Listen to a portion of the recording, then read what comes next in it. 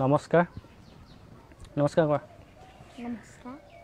এয়া মোৰ ল'ৰা হিটলাৰ ফুকন আৰু মই কপিল ফুকন আজি ভিডিঅ'টো বনালোঁ মোৰ জীৱনত আমাৰ দুয়োৰে জীৱনত হৈ যোৱা এটা ঘটনালৈ ঘটনাটো ক'বলৈ যোৱাৰ আগত মই কিছু পুৰণি কথা ক'ব লাগিব 2019 বৰ্ষৰ ডিচেম্বৰ মাহত মই বাহিৰত আছিলোঁ যেহেতু মই বাহিৰতে থাকোঁ প্ৰায় বিভিন্ন কোম্পানীত কাম কৰোঁ কনষ্ট্ৰাকশ্যনৰ গতিকে বাহিৰতে থাকিবলগীয়া হয় আৰু মোৰ পত্নী আছিল ববিতা ফুকন ধেমাজি জিলাৰ নৰোৱা থানৰ পোৱাশইকীয়া গাঁৱৰ পৰা বিয়া পাতিছিলোঁ আৰু তেখেতৰ পিতৃ হ'ল থানেশ্বৰ গগৈ আৰু মাক পৰিমিতা গগৈ পেছাত এগৰাকী শিক্ষয়িত্ৰী আৰু ভায়েক নৱজ্যোতি গগৈ আৰু ভনীয়েক স্বৰ্ণালী গগৈ কথা হ'ল মই 19 তাৰিখে মই ঘৰলৈ আহিলোঁ ঘৰলৈ অহাৰ পাছত ববিতাই ক'লে যে মই ঘৰলৈ যাওঁ মই তাইক ঘৰলৈ যাব দিয়া নাছিলোঁ নালাগে যাব কাৰণ মই ঘৰলৈ আহিছোঁ তই ঘৰত ইয়াত থাক তই যাবি পাছত মই দুদিনমান থকাৰ পিছত যাবি মই থৈ আহিম সেই বুলি ক'লোঁ নাই নামানে তো ঠিক আছে মই টকা 5,000 ল'লে মোৰ পৰা টকা 5,000 লৈ তাই মাকৰ ঘৰত গুচি গ'ল মাকৰ ঘৰত যোৱাৰ পাছত তাই অহা নাই ডিচেম্বৰৰ 21 তাৰিখে গৈছে আৰু মই জানুৱাৰী 13 তাৰিখে উৰুকা নাই 14 তাৰিখে মই উৰুকা দিনা মই আনিব গৈছোঁ মই গৈ উৰুকা দিনা লৈ আহিলোঁ ঠিকেই আছিলে কিন্তু তাৰ পাছত জানুৱাৰী 24 তাৰিখৰ দিনা আমাৰ অলপ বিবাদ হ'ল পৰিয়ালত যিহেতু সংসাৰত সকলোৱে সৰু সুৰা সংঘাত থাকি আমাৰো তেনেকুৱাই আছিলে প্ৰথমতে সমস্যাটো হ'ল সকলো ঠিকেই আছিলে সমস্যাটো হ'ল মাক দেউতাকে নিবলৈ আহে তাইক এতিয়া মই কওঁ আপোনালোকে আমাৰ মাজত কিবা এটা হৈছে যিটো মতা মাইকীৰ মাজত কাজিয়া এখন হৈছে আপোনালোক মাজত সোমাই মীমাংসা কৰি দিয়াটো মই স্বাভাৱিক মীমাংসাটো কৰি দিব পাৰে কিন্তু নিবলৈতো আহিব নোৱাৰে নিবলৈ আহিছিলে এইটো আগষ্টৰ কথা 19 চনৰ আগষ্টৰ কথা তেতিয়া প্ৰথমবাৰ মই যেনে তেনে পঠালোঁ আকৌ 24 তাৰিখৰ দিনা নিব আহিলে তাইক ৰাতি আহিছে ৰাতি প্ৰায় 9:30 10টা বজাত আহিছে ৰাতি মইতো আহিছে আহি কথা নাই বতৰা নাই জীয়েকক কৈছে মা দেউতাকে কৈছে মা বল আৰে সেইটো কথাটো কেনেকৈ সম্ভৱ হ'ব মই মোৰ মানুহজনী মোৰ ল'ৰাটো সন্তানটোক মই কেনেকৈ এৰি দিম মই মাকে হওক দেউতাকে হওক লৈ যাম বুলি ক'লে মই তেনেকৈ এৰি দিব নোৱাৰোঁ তেনেকৈ আমাৰ বাক বিতণ্ডা হ'ল অলপ তৰ্কাতৰ্কি হ'ল আৰু তেখেতৰ লগত দুলাল গগৈ বুলি এজন আহিছিলে মনেশ্বৰ গগৈ বুলি এজন আহিছিলে পোৱাশইকীয়াৰ আৰু মৃদুল গগৈ বুলি এজন আহিছিলে ভায়েক আহিছিলে নৱজ্যোতি গগৈ মাক আহিছিলে পৰিমিতা গগৈ আৰু আমাৰ ওচৰৰে এজন স্থানীয় যুৱক আহিছিলে থানেশ্বৰ গগৈ বুলি তেখেতৰ নামো থানেশ্বৰ গগৈ তেতিয়া তৰ্কাতৰ্কি হোৱাৰ পিছত আমাৰ কাজিয়া সূত্ৰপাত সৃষ্টি হ'ল তেতিয়া দেউতাকে মোক কি কৰিলে মোৰ ডিঙিত এনেকৈ ধৰিছিলে ডিঙিত ধৰি যেতিয়া মোৰ ডিঙি চেপিলে মই হাতখন এবাৰ কামুৰি দিলোঁ কামুৰি দিয়াৰ পিছত গোটেই হুলস্থুল লাগি গ'ল গাঁৱৰ মানুহ গোট খালে ৰাতি যিহেতু 9টা 10টা বজাত যিহেতু গাঁৱত এটা সোনকালে এটা ৰাতি পৰিৱেশ এটা সোনকালে শান্ত হৈ যায় মানুহবিলাক শুই যায় খাই বৈ হুলস্থুলনি মানুহখিনি ওলাই আহিলে ওলাই অহাৰ পাছত সিহঁত গুচি গ'ল গাড়ী লৈ যোৱাৰ পাছত এই নাৰায়ণপুৰ থানাত এটা মোৰ নামত এটা গোচৰ এটা ৰুজু কৰি থৈ গ'ল 3টা ধাৰাৰ এটা গোচৰ ৰুজু কৰি থৈ গ'ল 3টা ধাৰাকেইটা মই পাহৰিছোঁ দিন হৈ গ'ল আৰু ঠিক আছে হৈ গ'ল লৈ গ'ল মই থানাত গ'লোঁ গৈ থানাত সোধা পোছা কৰিলোঁ প্ৰথমতে মোৰ ওপৰত কোনো কেছ দিয়া নাই তেনেকৈ ক'লে কিন্তু তাৰ 3 দিনৰ পিছত ইতিমধ্যে মোৰ কেছটো ৰেজিষ্টাৰ হৈ গ'ল আৰু মই নিজেই থানাত গ'লোঁ মই জানিলোঁ যিহেতু মোৰ নামত এটা কেছ ৰেজিষ্টাৰ হৈছে মোৰ নামত কোনো ধৰণৰ কাগজ অহা নাছিলে কোনো নটিচ অহা নাছিলে মই গ'লোঁ গৈ নিজে থানাত হাজিৰ হৈ দিলোঁ এক ৰাতি মোক লকআপত ৰাখিলে আৰু পিছদিনা মোক লখিমপুৰ কোৰ্টলৈ প্ৰেৰণ কৰা হ'ল আৰু কোৰ্টৰ পৰা মোক সন্ধিয়া ঠিক 5মান বজাত মোক জেললৈ প্ৰেৰণ কৰা হ'ল। জেলত থাকিলোঁ মই 47 দিন। জেলত থকা অৱস্থাত মোক ভনীয়েক আৰু মোৰ শ্ৰীমতী ববিতা ফুকনে জেলত গৈছে, গৈ মোক কৈছে যে ভনীয়েকে কৈছে, তাই কোৱা নাই, যে ল'ৰাটো মোক দি দে। তেতিয়া মই ক'লোঁ ল'ৰাটো মই কেনেকৈ এৰি দিম, মোক উলিয়াই লওঁ যদি ল'ৰা লাগে, কাৰণ ল'ৰাটো তুমি পোৱা নাই। মই ভনীয়েকক কৈছোঁ ল'ৰাটো তুমি পোৱা নাই, ল'ৰাটো তোমাৰ বাইদেউ আৰু মোৰ। মই য'ত থাকিম, মোৰ মাক য'ত থাকিব, ইও মোৰ ল'ৰাও তাতেই থাকিব। গতিকে মই ল'ৰা নিদিওঁ, আৰু যদি ল'ৰা দিব লাগে মোক আগত জেলৰ পৰা উলিয়াই লওঁ। সেইবুলি কোৱাৰ কাৰণে ভনীয়েকে মোক বিভিন্ন কথা কৈ, মই জেলৰ ভিতৰত যিহেতু, কৈ গুচি গ'ল কথা গ'ল। মই জেলৰ পৰা ওলালোঁ 2020 চনৰ মাৰ্চ মাহৰ 12 তাৰিখে। 12 তাৰিখে মই জেলৰ পৰা ওলালোঁ। 21 তাৰিখে মোৰ প্ৰথম তাৰিখ আছিলে। তাৰিখৰ দিনা মই গ'লোঁ। ইতিমধ্যে কৰোণাৰ মহামাৰীৰ কাৰণে ইতিমধ্যে সাময়িকভাৱে সকলো মানে বন্ধ কৰি দিয়া প্ৰক্ৰিয়া আৰম্ভ হৈছিলে। তেতিয়া মই ধেমাজি গুচি গ'লোঁ, মানে ববিতাৰ মাকৰ ঘৰত, মানে মোৰ সৰু দেউতাৰ ঘৰত গ'লোঁ, নৰা থান। মই ইয়াক লগত লৈ যোৱাৰ কথা আছিলে, কিন্তু সেইদিনা বতৰটো বহুত বেয়া আছিলে, যিটো আৰু মোৰ কোৰ্টৰ তাৰিখো আছিলে, কিমান সময়ৰ পৰা ঠিকনা নাই। মই সেইকাৰণে ইয়াক নিনিলোঁ। নিনিয়াৰ কাৰণে মোৰ ভাল হ'ল। তাত গৈ মই যিটো পৰিৱেশ পালোঁ, সিহঁতি মোক মাৰিবৰ কাৰণে, মাক পৰিমিতা গগৈয়ে মোক মাৰিবৰ কাৰণে মানুহ গোটাইছিলে। তাৰো এটা ভিডিঅ' আছে মোৰ ওচৰত। মই এটা গোপনে সেইটো ভিডিঅ' কৰি ৰাখিছিলোঁ। ভিডিঅ'টো মই দিম ফেচবুকত। সকলো ঠিকেই আছিলে। মই ভাবিছিলোঁ মাকৰ ঘৰত যেতিয়া আছে, অলপ থাকক অলপ দিন, অকণমান ভাল হ'লে তাই নিশ্চয় আহিব চাগে। মই তাৰ মাজতে মই বহুতবাৰ গ'লোঁ। ইয়াক লৈ গৈছোঁ লগত। ইয়াক লৈ যাওঁ, মাকে পলাই দিয়ে, আৰু মাক পলাই দিয়াৰ পাছত তাৰ মানে আইতাকে তাক খেদে। ইয়াক কয় যে তোৰ ইয়াত কোন আছে, তোৰ মাৰ নাই ইয়াত, কোনো নাই ইয়াত, ইয়াক কয় সেইবিলাক কথা। তো দুখো লাগে, কাৰণ ইমান দূৰ নাৰায়ণপুৰ আৰু ধেমাজিৰ মাজত প্ৰায় 150 কিলোমিটাৰ। 150 কিলোমিটাৰ আমি স্কুটি লৈ যাওঁ, ইও স্কুটিৰ আগত থিয় হৈ যায় মাকৰ ওচৰলৈ যাম বুলি। কিন্তু তাত গৈ আমি পোৱাৰ লগে লগে আমাক তাৰপৰা খেদাই দুইটাকে। আমি গুচি আহোঁ দুইটা চোতালৰ পৰাই। তথাপিতো মই ভাবিছিলোঁ তাই আহিব।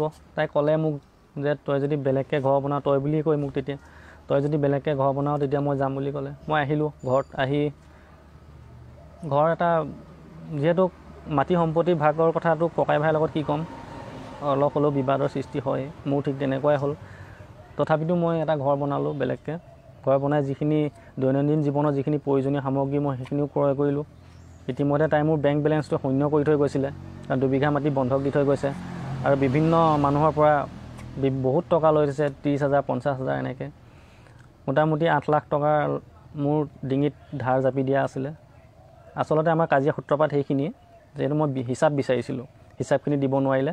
আৰু এটা ডাঙৰ কথা হ'ল, তাই মাকক 90,000 টকা দিছিলে। তেতিয়া মই সুধোঁ, তই 90,000 টকা যে মাক দিছিলি, মানে ভনীয়েকৰ বিয়াত ঘৰ উঠা পাতিবৰ কাৰণে 90,000 টকা দিলে। যাৰে তাৰপৰা মানে মোৰ হাততো নাছিলে পইচা, মোৰ উপায় নাই। শাহুবিও যেতিয়া মোক কৈছে যে সময়মতে পইচাখিনি ঘূৰাই দিম, তুমি টেনশ্যন ল'ব নালাগে। মোৰ নামত মই দলিলত চহী কৰি মই 60,000 টকা এটা লৈ দিলোঁ, আৰু এনেকৈ মিলাই 90,000 টকা দিলোঁ। দিয়াৰ পাছত যেতিয়া মই হিচাপ নলওঁ, মই দিছে নাই দিয়া নুসুধোঁ। মই কোম্পানীত থাকোঁ, মই পইচা পাই থাকোঁ, দৰমহাটো পোৱাৰ লগে লগে মই তাইৰ একাউণ্টত মই ট্ৰেন্সফাৰ কৰি দিওঁ। আৰু তাইও মোলৈ ফোন নকৰে। ফোন কৰিলেও তাই বেয়া পায়, মই ঘনাই যদি ফোন কৰোঁ সেইটো কথা মোক তাই বেয়া পায়।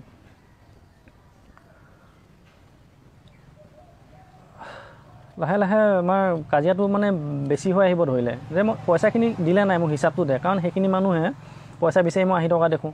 যদি মায়ে যদি পইচাখিনি দিলে, পইচাখিনি কিয় ধাৰ মৰা নাই। ঠিক সেই প্ৰশ্নটো মই কোৱাৰ লগে লগে মাক দেউতাকে নিবলৈ আহিলে। তাৰপাছত মোৰ সেয়া জেল হ'ল, মোৰ নামত কেছ আছে, সকলো ঠিকেই আছে। মই মানি ল'লোঁ সকলো। মই ভাবিছিলোঁ এদিন নহয় এদিন সকলো ঠিক হৈ যাব। যিহেতু মাকৰ ঘৰত আছে যেতিয়া, মই ভাবিছোঁ অলপ তাইও ঠিকেই আছে, সুৰক্ষা পাইছে, তাই অলপ ভাল পাইছে, থাকক 1 বছৰ 2 বছৰ থাকক তাই। তেওঁ মই তাতো যাব নোৱাৰোঁ, গ'লে মোক খেদে। মাকে কয় মানুহ গোটাম, তোক মাৰিম, সেইখন কয়। মই গুচি আহোঁ আৰু কি কৰিম। এতিয়া মই যাবলৈও লাহে লাহে এৰি দিছোঁ। যোৱা বছৰ এই বহাগ বিহুত মই গৈ আহিছোঁ। এতিয়া 2টা গৈছিলোঁ, ঠিক তেতিয়াও সেই একেই পৰিস্থিতি। তাই ঘৰত আছিলে বুলি মই গম পাইছিলোঁ, কাৰণ ওচৰ চুবুৰীয়া মানুহবিলাকৰ সন্মুখত শুনিছোঁ মই পাছত। কিন্তু মই যাওঁতে তাই ঘৰত নাই। তাৰপিছত আইতাকো নাছিলে ঘৰত। আইতাক আহিলে, আইতাক অহাৰ পাছত মই ক'লোঁ যে দেহা মানুহ আইতা আহিছে, আইতা ওচৰলৈ এনাই বুলি মাতোঁ, যিহেতু আমি আনাই আহিছে, আনাই ওচৰলৈ। তেতিয়া আনায়কে কি ক'লে, তই কোন? ইয়াক সুধিছে চক, ইয়াক সুধিছে তই কোন? ইয়াক সুধিছে তই কাৰ ওচৰলৈ আহিছ? তোৰ ইয়াত কোন আছে? তেতিয়া মই ক'লোঁ চুমক মাতি দিয়ক, চুমৰ লগত কথা আছে। তেতিয়া মাকে কৈছে তই যাবিনে ইয়াৰ পৰা মানুহ গোটাম? তেতিয়া মই ভাবিলোঁ মানুহ গোটোৱাতকৈ গুচি যোৱাই ভাল হ'ব, কাৰণ এনেও জামেলাটো মই বঢ়াব বিচৰা নাই। মই সমস্যাটো সমাধান কৰিবলৈহে মই চেষ্টা কৰি আছিলোঁ। গুচি আহিলোঁ। তাৰপৰা এতিয়া আপোনাৰ আগষ্টৰ ঠিক মই মাজভাগতে মই শুনিলোঁ তাই এজন ব্যক্তিলৈ বিয়া হৈ গৈছে ইতিমধ্যে, বিয়া পাতি দিছে। তাইক সিহঁতৰ পৰিয়ালৰ মানুহ লগ লাগি বিয়া পাতি দিছে। গতিকে মই এটা কথা মই ক'ব বিচাৰোঁ যে যিহেতু মোৰ ওপৰত এটা কেছ দিয়া আছে আৰু তাই সামাজিকভাৱে আমি দুয়ো এতিয়াও পতি পত্নী, আমাৰ মাজত কোনো ধৰণৰ ডিভ'ৰ্চ হোৱা নাই। আমি এতিয়ালৈকে ডিভ'ৰ্চ আমি লোৱা নাই, কোনেও বিচৰা নাই, তাইও বিচৰা নাই, ময়ো বিচৰা নাই। কাৰণ ইয়াৰ ভৱিষ্যতৰ কথা চিন্তা কৰি ময়ো হয়তো ইমান দিনে মই বিয়া কৰাব পাৰিলোঁ হয়, কিন্তু ইয়াৰ ভৱিষ্যতৰ কথা, একমাত্ৰ ইয়াৰ ভৱিষ্যতৰ কথা চিন্তা কৰি মই ইমানখিনি নকৰি বহুত ধৈৰ্য ধৰি আছিলোঁ। এদিন আমাৰ নিশ্চয় আইনৰ ওচৰত যেতিয়া মই আছোঁ, যিহেতু মই জেলত থাকি আহিছোঁ, গতিকে আইনে নিশ্চয় এটা বিচাৰ কৰি দিব, আদালতে নিশ্চয় এটা ৰায় দিব, সেই ৰায়মতে কাম কৰিম সেই বুলি মই ভাবি আছিলোঁ। কিন্তু যেতিয়া মই গম পালোঁ ববিতা ইতিমধ্যে গুচি গ'ল বেলেগলৈ বিয়া হৈ, মই শুনিছোঁ এতিয়া তিনিচুকীয়াৰ আপোনাৰ জাগুনৰ এজন ব্যক্তিলৈ বিবাহ হৈ গৈছে। কিন্তু তেখেতক মই এই ভিডিঅ'টোৰ যোগে সুধিব বিচাৰোঁ, আপুনি কিয় নিলে তাইক? আপুনি তাইৰ অতীতৰ কথা জানে, তাইৰ সংসাৰৰ কথা জানে, মই তাইৰ স্বামী হয়, ই তাৰ সন্তান হয়। আপুনি কি বুজি পাব? আপুনি হয়তো এজন বিয়া পতা বুলি মই জানিব গৈছে, আগতে আপুনি বিয়াও পাতিছে আৰু আপুনি দুজনী বিয়া পতাৰ পাছতো আপুনি দুজনী খেদি দিছে, আকৌ আনি খেদি দিছে। যদি আপুনি ভিডিঅ'টো চাই আছে নহয়, আপুনি কিন্তু বহুত ভুল কাম কৰিলে। এটা সন্তানৰ বুকুৰ পৰা আপুনি মাকক কাঢ়ি লৈ গৈছে। আপুনি জানি নিছে নাজানি নিছে মই নাজানো, যিটো কৰিছে কিন্তু আপুনি বহুত ভুল কাম কৰিছে। যিটো ভুলৰ আপোনাৰ ওপৰতো মই আইনী ব্যৱস্থা ল'ম, যিহেতু আইনৰ মাজত সোমাই আছোঁ, গতিকে মই আইনী ব্যৱস্থা মই ল'ম। কাৰণ এতিয়ালৈকে মই তাইৰ লগত কোনো ডিভ'ৰ্চ দিয়া নাই, ডিভ'ৰ্চ মই বিচৰাই নাই, মই ডিভ'ৰ্চৰ কথা মই ভবাই নাই। হয় আমাৰ মাজত কিবা এটা কাজিয়া, কিবা এটা ভুল বুজাবুজি হৈছিলে, কাৰ নহয় জীৱনত? পৃথিৱীত এনেকুৱা এটা মানুহ আছেনে, কোনোবাই ক'ব পাৰিব নেকি পৃথিৱীত এনেকুৱা এটা মানুহ আছে যাৰ আজিলৈকে সংসাৰত এটা কাজিয়া হোৱা নাই, অলপো মনোমালিন্য হোৱা নাই? ক'ব পাৰিব নেকি? কিন্তু পতি পত্নীৰ এখন কাজিয়াৰ মাজত আপোনালোক মাজত কিয় সোমাই ল'লে? আপুনি কিয় মোৰ সন্তানটোক আপুনি মাক কাঢ়ি লৈ গ'ল? সন্তানটো বুকুৰ পৰা মাকক আপুনি কিয় কাঢ়ি লৈ গ'ল? আপুনি এবাৰো সুধি নাচালেনে সিহঁতক? এবাৰ সুধি নাচালে যে তোৰ মতাটো কি হ'ল, তোৰ ল'ৰা ছোৱালী আছেনে নাই? এবাৰো আপুনি সুধি নাচালেনে? নে আপুনি মতা পাগল, মাইকী পাগল, মাইকী পাগল আপুনি যিহেতু মাইকী পাগল, মই গম পাইছোঁ। এজনী আনিলে, অনাৰ পিছত আপোনাৰ এটা ল'ৰা আছে ক্লাছ 9-10ত পঢ়ি থকা, আৰু তাৰ উপৰি আপুনি এতিয়া তাইক লৈ গৈছে, যিহেতু তাইৰ বয়সো বেছি নহয়, মোৰ বয়সো বেছি নহয়, আমি যিহেতু বহুত সৰুতে বিয়া পাতিছিলোঁ। গম পাইছেনে? আপুনি মাইকী পাগল। ঠিক আছে, দেখা যাব সময়ত। আপোনাৰ নাম ইতিমধ্যে মই শৰৎ গগৈ বুলি মই গম পাইছোঁ, জাগুনৰ। আপোনাক বিচাৰি উলিয়াবলৈ বেছি সময় নালাগে মোৰ, গম পাইছেনে? এতিয়া ডিজিটেল যুগ চলি আছে। আপুনি য'তে নাথাকক মই আপোনাক উলিয়ামে। আপুনি কোনোবা এটা প্ৰতিষ্ঠানৰ সাংবাদিক, এনেকুৱা কিবা শিক্ষকতা কৰে, এনেকুৱা মই বিভিন্ন ধৰণৰ কথা শুনিছোঁ, কিন্তু মই এতিয়ালৈকে কনফাৰ্ম নহয়। কনফাৰ্ম মই এটাই হয়, আপোনাৰ ঘৰ জাগুনত, আপোনাৰ নামটো শৰৎ গগৈ, আপুনি বিয়া পাতিছে ববিতা ফুকনক, এতিয়া ববিতা গগৈ হ'ল। আৰু মই আইনী ব্যৱস্থা যে মই আপোনাৰ ওপৰতো ল'ম, সেইটো খাটাং কথা। এজনী মাক চাওক, এজনী মাক আছে, মাকজনী যিজনী শিক্ষয়িত্ৰী, আপোনালোকে যদি ভিডিঅ'টো চাই আছে, আপোনালোকে এটা কথা চিন্তা কৰক, মাক শিক্ষয়িত্ৰী, গতিকে এজনী শিক্ষয়িত্ৰী হৈ পেলাই এজনী জীয়েক সন্তানক কি শিক্ষা দিলে, সমাজত কি শিক্ষা দেখুৱালে? যি বেয়া হৈ যে ছোৱালীজনী ঘূৰি যোৱাৰ পিছত কোনো ডিভ'ৰ্চ নাই, কিবা নাই, মই বোলে মৰিলোঁ, তেতিয়াও বেলেগ কথা। যে তাইৰ কোনো সন্তান নাই, তেতিয়া বেলেগ কথা। তেনেস্থলত আপোনালোকে কিয় বিয়া পাতিলে? তাই বিয়া পাতি দিছে আপোনালোকে, মানুহ গোটাই উৰুলি দি বিয়া পাতি দিছে। সেই উৰুলি মই ইয়ালৈকে নাৰায়ণপুৰলৈকে মোৰ কাণত পৰিছে। বাৰু যি কি নহওক, আদালত আছে, আদালতে বিচাৰ কৰিব। মই এইখিনি আইন হাতত তুলি ল'বলৈ যোৱা নাই। যে ধেমাজিত বহুত ভয়ংকৰ কাণ্ড এটা হৈ গৈছে তেনেকুৱা প্ৰেমজনিত মই সেইটো হ'বলৈ নিবিচাৰোঁ মই সেইটো মোৰ মানসিকতাও নাই সেইটো হোৱা গতিকে মই মিডিয়াৰ সহায় লৈছোঁ এতিয়া বহুত দিন মনে মনে আছিলোঁ মই একো নকওঁ একো নোকোৱাকৈ থাকিম বুলি মই ভাবিছিলোঁ আপোনালোকৰ সন্মানৰ কথাও বহুত চিন্তা কৰি আছিলোঁ এতিয়া চালোঁ আপোনালোকৰ সন্মান ফুটুকা ফেন আপোনালোকক সন্মান কৰি একো লাভ নাই কাৰণ যি মাক দেউতাকে আপোনাৰ টকা লভিয়া আচলতে টকা লভিয়া থানেশ্বৰ গগৈ যে টকা লভিয়া দালাল হয় দালাল নহ'লে এনেকৈ এজনী জীয়েক বিয়া পাতি এটা সন্তান থকা অৱস্থাত গিয়েকটো জীয়াই থকা অৱস্থাত ঘূৰাই নি পেলাই আপোনালোকে বেলেগক বিয়া দিব পেলাই আপোনাৰ সাহস ক'ত পালে কোনখন আইনে আপোনালোকক অধিকাৰ দিলে কোনখন আইনে আপোনালোকক অধিকাৰ দিলে এই বিচাৰ মই নকৰোঁ এই বিচাৰ আদালতে কৰিব বেয়া নালাগিলে আপোনালোকৰ এই ল'ৰাটোলৈ বেয়া নালাগিলে মই যিমান বুকুত বেদনা লৈ আছোঁ মোৰ 10 গুণ বেছি ই বেদনা লৈ আছে বুকুত এইখনক এই অকণমানি বুকুখনত আপোনালোকক অকণো অন্তৰ আত্মা নকপিলে এইটো কাৰণে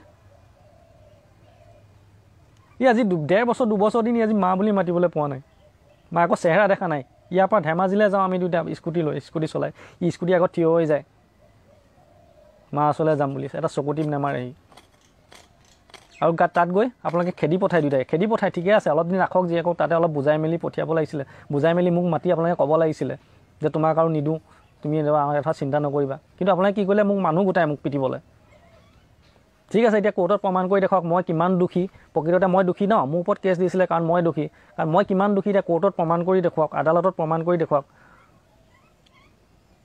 কিমান প্ৰমাণ দিব আপোনালোকে যদি এটা কথা কৈ দিলোঁ আপোনালোকে যে 1000 প্ৰমাণ দিয়ে মোৰ ওচৰত 2000 প্ৰমাণ আছে ক'ত মাটি বন্ধক দিছিলে কাৰ পৰা মাটি বন্ধক দিম বুলি পইচা আনিছিলে 420 কেছ আৰু এতিয়া মোক ফচাই মোৰ ওপৰত কেছ জাপি দি মোৰ ওপৰত মোক দোষী সাব্যস্ত কৰি মোক দোষী দেখুৱাই আপোনালোকে ছোৱালীজনী নি বেলেগক বিয়া দিছে আপোনালোক দালাল নহয় কি হয় আপোনালোক দালাল আপুনি কি শিক্ষকতা আপোনাৰ মাকক কৈছোঁ মই পৰিমিতা গগৈ কি শিক্ষকতা কৰিছে আপুনি কি শিক্ষা দিছে ল'ৰা ছোৱালীক এই ল'ৰা ছোৱালী কণ ল'ৰা ছোৱালীক আপুনি কি শিক্ষা দিছে আৰু এইটোক আপুনি কি শিক্ষা দিলে তাত যে লৈ গৈছোঁ চোতালত যে তোৰ মাৰে নাই ইয়াত তোৰ কোনো নাই তই ইয়াক কাক বিচাৰিছে বুলি ইয়াক ক'লে কি শিক্ষা দিছে এইবোৰ কি দেখুৱাইছে আপুনি সেইবিলাক প্ৰতিটো ভিডিঅ' আছে মোৰ লগত আপোনাৰ ঘৰত মই যিমান দিন মই এই মোৰ ওপৰত কেছ দি থোৱাৰ পাছত মই আপোনাৰ ঘৰত যিমান দিন গৈছোঁ সিমান দিনৰ মোৰ ওচৰত ভিডিঅ' আছে কাৰণ মই নিবিচাৰিছিলোঁ যে মোৰ বিনা দুখত মই আকৌ এবাৰ মই জেললৈ যোৱাটো মই নিবিচাৰিছিলোঁ সেইকাৰণে মই ভিডিঅ' ৰাখি থৈছিলোঁ গতিকে মই ইমান দিনে কথাখিনি লুকুৱাই ৰাখিছিলোঁ কিন্তু এতিয়া মই গোটেইখিনি সম্পূৰ্ণ কথাখিনি মই উদঙাই দিম আপোনালোকৰ গোটেই কথাখিনি উদঙাই দিম আপোনালোকৰ সন্মান আপোনালোকৰ মানুহৰ সমাজত এটা ৰেপুটেশ্যন আছে ন দেখা যাওক আপোনালোকে কি সন্মান আপোনালোকৰ সন্মান বচাওক এতিয়া আপোনালোকে এতিয়া সন্মান বচাওক আপোনালোকে ভাবিছিলে নেকি মোৰ ওপৰত এটা কেছ জাপি দি আপোনালোক হাৰি যাব আইন আছে আদালত আছে আদালতে বিচাৰ কৰিব আদালতৰ ৰায় ল'ব লাগিছিলে আপোনালোকে তাইক দ্বিতীয়বাৰ বিয়া দিয়াৰ আগত আপোনালোকে ৰায় ল'ব লাগিছিলে সেইটো কিয় নকৰিলে আপোনালোকে কিয় নকৰিলে আপোনালোকৰ এটাই স্বাৰ্থ আপোনালোকে টকা চিনি পায় সিদিনাখন মই হাবুঙলৈ গৈছিলোঁ হাবুঙৰ পৰা ঘূৰি আহোঁতে সোমাই আহিলোঁ ই নগ'ল ই নোসোমালে সোমাই আহোঁতে মই গ'লোঁ তাই চুম নাছিলে ঘৰত শ্ৰীমতী মোৰ ঘৰত নাছিলে শহুবুঢ়াক লগ পালোঁ শহুবুঢ়াক মই টকা 500 উলিয়াই দিলোঁ জেপৰ পৰা মই চাইছিলোঁ কি কয় পইচাটো চিলনীয়ে থপিয়াৰ আগতে লৈছে চিলনীয়ে যেনেকৈ চৰাই পোৱালি থপিয়াই নিয়ে তেনেকৈ পইচাত 500 টকা থপিয়াই লৈছিলে গতিকে মই সেইদিনাখনে গম পাইছোঁ থানেশ্বৰ গগৈ এটা দালাল হয় মই কৈ দিছোঁ আপোনালোকে শুনি লওক নৰুৱা থান ধেমাজি জিলাৰ নৰুৱা থানৰ পোৱা শইকীয়া গাঁৱৰ থানেশ্বৰ গগৈ দালাল হয় দালাল সোনকালে মই আইনী ব্যৱস্থা লৈ আছোঁ আপোনাৰ লগত যিহেতু মোৰ লগত কোনো ডিভোৰ্চ নোহোৱাকৈ আপোনালোকে মোক সন্তানটোৰ পৰা মোৰ তাৰ মাতৃক কাঢ়ি লৈ গৈছে ন আপোনালোকৰ ওপৰতো আইন আছে নাভাবিব আপোনালোকে আইনখন অকল মোৰ ওপৰতে আছে বুলি বুজি পাইছে এতিয়াও সময় আছে মই কৈছোঁ এতিয়াও সময় আছে আপোনালোক সৰু হওক আপোনালোকে নিজকে বহুত বৰ মানুহ বুলি ভাবি আছে ন এতিয়াও বুজি পাবলৈ শিকক এতিয়াও সময় আছে অন্যথা মই একো নকৰোঁ যি কৰিব লাগে আদালতে কৰিব